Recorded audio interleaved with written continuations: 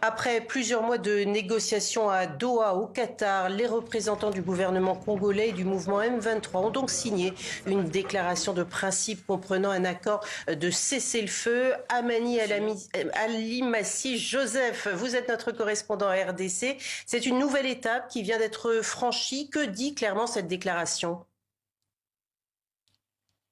Oui, Isabelle, vous l'avez dit en titre, hein, c'est les grands jours pour les Congolais, c'est du moins que l'on puisse dire. Après 3 mois de discussions directes entre d'une part le gouvernement congolais et de l'autre le mouvement rebelle de l'AFC M23, ils viennent de signer une déclaration de principe pour parvenir à un accord d'un cessez-le-feu et le retour d'une paix durable dans l'Est de la RDC. C'est un document un peu plus volumineux par rapport au Qatar, à Doha, pays médiateur.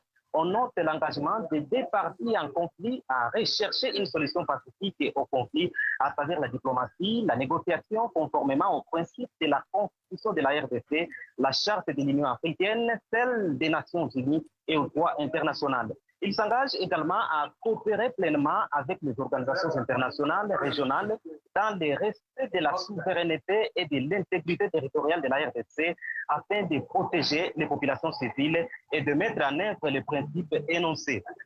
Cette déclaration prévoit également un engagement à un cessez-le-feu permanent, interdisant donc toutes les attaques aériennes, terrestres, maritimes ou encore lacustres, ainsi que tous les actes de sabotage entre les deux parties.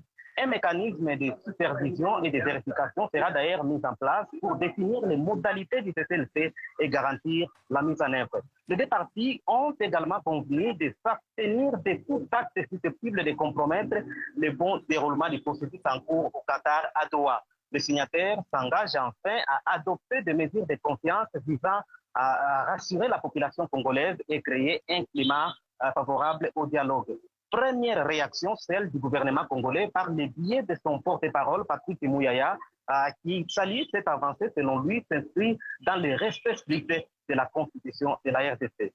Merci beaucoup, Amani, d'avoir été avec nous.